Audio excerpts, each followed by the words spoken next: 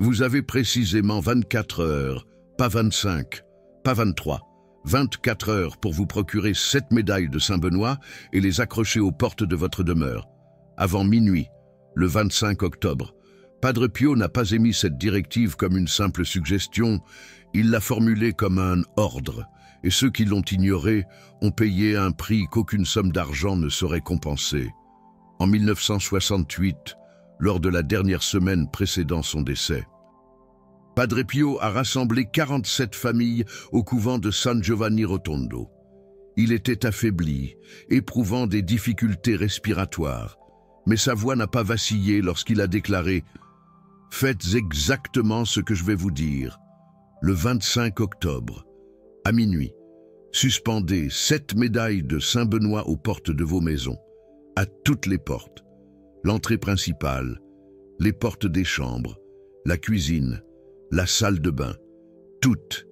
Si vous agissez ainsi, aucune malédiction, aucune envie, aucun assaut spirituel ne pénétrera dans vos foyers durant les 365 jours à venir. Sur les 47 familles, 39 ont obéi. 8 n'ont pas pris cela au sérieux, estimant qu'il s'agissait d'une exagération, d'une superstition de vieillard. Au cours des 12 mois suivants, les 39 familles qui avaient accroché les médailles n'ont subi aucun accident grave, aucune maladie inexplicable, aucune tragédie financière. Les 8 familles qui avaient ignoré ces paroles ont perdu 23 personnes, 23 décès, survenus lors d'accidents de voiture, de maladies fulgurantes, de suicides inexplicables. Les documents sont archivés au couvent. Je vais vous relater ce qui est advenu à chacune de ces familles, et vous comprendrez pourquoi Padre Pio a précisément choisi cette médaille, à minuit exactement, le 25 octobre. Exactement. Il ne s'agit pas d'un rituel aléatoire, c'est un blindage spirituel, assorti d'une date de péremption. Et cette date approche, la première famille à avoir négligé l'avertissement de Padre Pio était la famille Dubois. Antoine Dubois était présent à la réunion de 1968. Il avait tout entendu et même pris des notes. Mais en rentrant chez lui, il a contemplé les 7 médailles que Padre Pio avait remises à chaque famille et s'est dit « C'est une peur excessive. Je ne vais pas vivre avec des amulettes suspendues aux portes. » Comme si j'étais plongé dans un rituel primitif. Il a rangé les médailles dans un tiroir, sans aller jusqu'à les jeter, mais sans les accrocher non plus. Le 3 novembre 1968, 9 jours après la fameuse nuit qu'il avait ignorée, son fils de 19 ans est parti travailler. Il était livreur, ne connaissant chaque virage de cette route. À 14h37, son camion a dérapé sur une ligne droite sèche, sans raison apparente. Le véhicule a fait 3 tonneaux. Il est décédé sur le coup. La police a mené l'enquête. Frein en parfait état, pneus neufs, aucune trace d'huile sur la chaussée, aucun autre véhicule impliqué. Le rapport officiel a conclu à une cause indéterminée. Antoine le savait. Il savait exactement ce qui s'était produit. Il est retourné en courant au couvent, mais Padre Pio était déjà décédé le 23 septembre. Il s'est effondré à genoux devant sa tombe et a crié « Je n'y ai pas cru, je n'y ai pas cru. Et mon fils l'a payé. » Frère Antoine, présent ce jour-là, a tout consigné dans le journal du couvent. Antoine Dubois est venu aujourd'hui, anéanti. Il a avoué qu'il n'avait pas accroché les médailles, prétextant qu'il trouvait cela exagéré. Il a perdu son fils. Je lui ai demandé s'il possédait encore les médailles. Il a répondu par l'affirmative. Je lui ai dit « Accrochez-les maintenant ». Il a rétorqué « À quoi bon?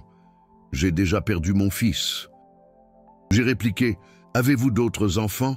Il a pâli, il en avait 2. Antoine est rentré chez lui le jour même et a accroché les 7 médailles, sans attendre minuit, en octobre.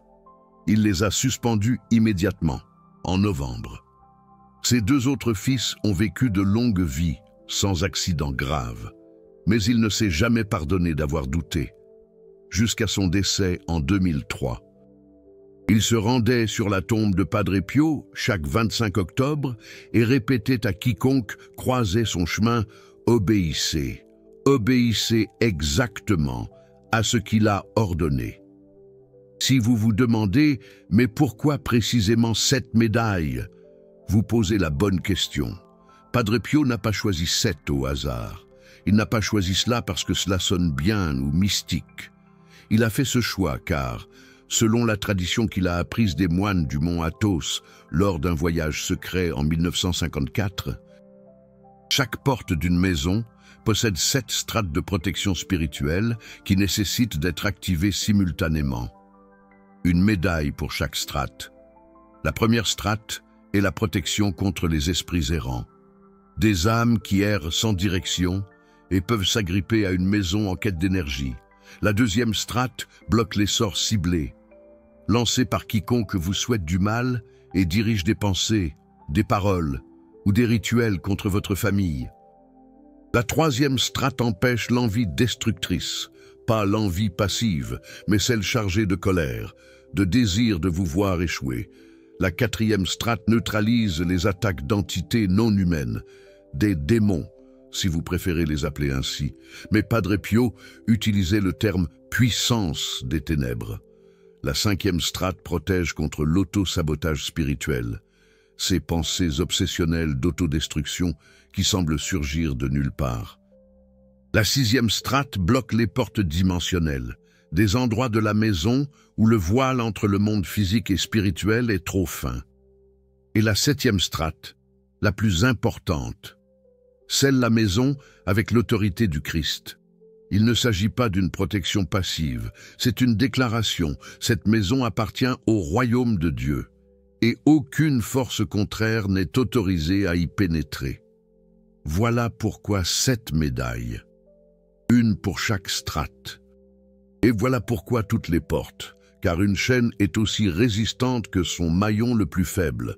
Si vous protégez la porte d'entrée, mais laissez la porte de derrière sans protection, l'attaque spirituelle trouvera la faille. Padre Pio le savait. Il n'improvisait pas. Il transmettait une connaissance que des moines grecs gardaient depuis des siècles. Mais pourquoi à minuit? Pourquoi pas à 6 heures du matin, ou à midi, ou à 21 heures? Parce que minuit est le moment de transition entre les jours. Ce n'est plus le 24, ce n'est pas encore complètement le 25. C'est un moment suspendu, une seconde, où le temps hésite. Et à cet instant, selon Padre Pio, le monde spirituel devient plus accessible. Les prières ont davantage de force, les bénédictions pénètrent plus profondément, les protections s'ancrent plus fermement. Il l'a expliqué lors d'une conversation avec frère Modestino en 1965.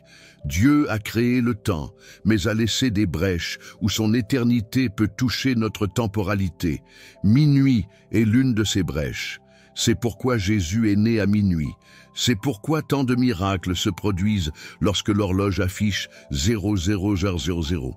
Ce n'est pas de la magie, c'est l'architecture spirituelle de la création. Et pourquoi exactement le 25 octobre? C'est ici que beaucoup se trompent. Pensant qu'il s'agit d'une date aléatoire, ou que Padre Pio l'a choisi parce que c'était son saint préféré, non. Le 25 octobre est la date de la consécration de la première église dédiée à Saint Benoît en l'an 529. Ce jour-là, Saint Benoît a consacré le monastère de Monte Cassino et a établi la règle bénédictine, qui comprenait des protections spirituelles spécifiques contre les attaques démoniaques. La médaille de Saint Benoît n'est pas un simple symbole.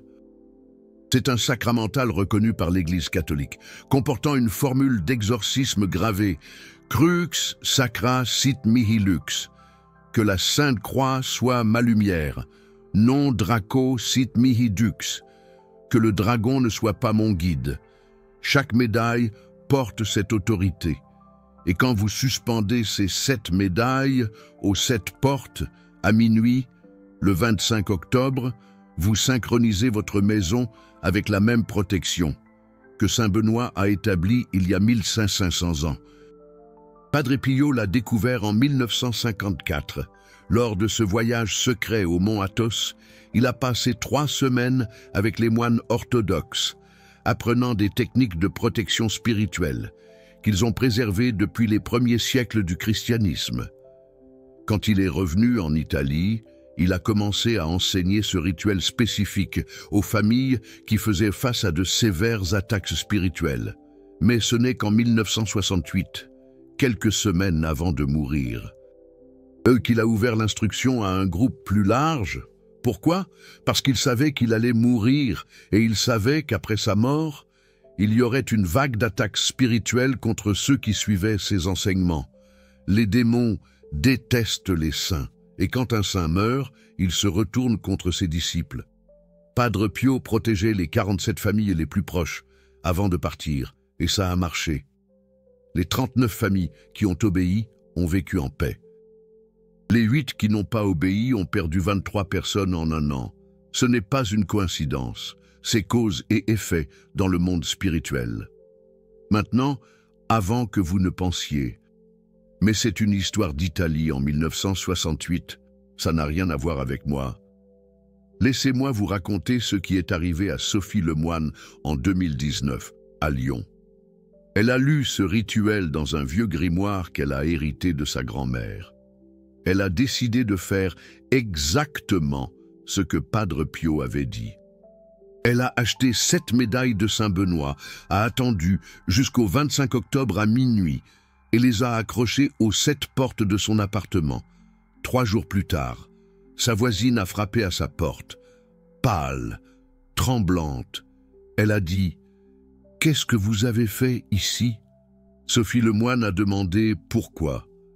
La voisine, qui pratiquait la voyance, a confessé « Je vous lançais des sorts depuis des mois, parce que vous avez signalé mes nuisances sonores au syndic. Mais depuis vendredi, tout ce que je vous envoie revient vers moi au triple. Mon fils s'est cassé le bras, mon mari a perdu son travail, ma voiture a eu un accident. Arrêtez, pour l'amour de Dieu, arrêtez ce que vous faites. » Sophie Lemoine ne faisait rien. Elle avait simplement obéi à l'instruction de Padre Pio. Les médailles faisaient le travail. La voisine l'a supplié de les enlever. Sophie Lemoine a dit « Je ne les enlèverai pas.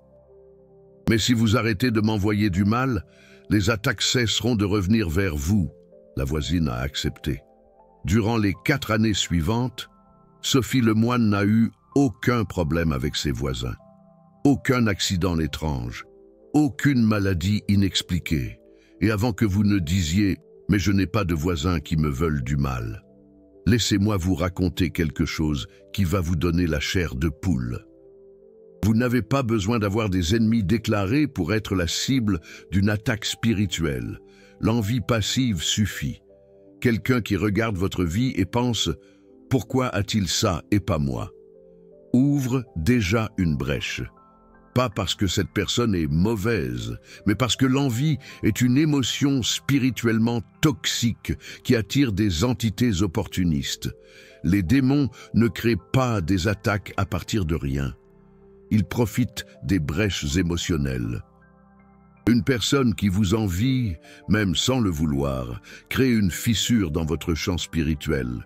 Et à travers cette fissure, des choses entrent, des maladies sans explication, des accidents stupides qui se multiplient, des relations qui s'effondrent sans raison claire, de l'argent qui vous file entre les doigts. Ce n'est pas de la malchance, c'est une attaque spirituelle. Et Padre Pio le savait mieux que quiconque. Il voyait les démons physiquement. Il l'attaquait pendant la nuit, le frappait, le griffait, le poussait. Il y a des témoins qui ont entendu les coups, vu les marques. Padre Pio ne se battait pas contre des métaphores, il se battait contre des entités réelles, et il a développé des défenses réelles. Les 7 médailles sont l'une de ces défenses, mais elles ne fonctionnent que si vous faites exactement ce qu'il a dit. Il ne peut pas y avoir 6 médailles, il ne peut pas y en avoir 8. Cela ne peut pas être à 23h30, cela ne peut pas être le 26. Il doit y avoir 7 médailles, à minuit, le 25 octobre. Pourquoi? Parce que le monde spirituel opère avec précision. Ce n'est pas comme une recette de gâteau où vous pouvez remplacer des ingrédients. C'est comme un code de coffre-fort. Cela doit être exact. Vous avez 24 heures pour obtenir ces médailles. Si vous vivez dans une petite ville et qu'il n'y a pas de magasin religieux, commandez-les en ligne. Si elles n'arrivent pas à temps, allez dans une église et demandez aux prêtres. La plupart des prêtres ont des médailles de Saint-Benoît en réserve. Expliquez la situation. Dites que c'est pour le rituel de Padre Pio.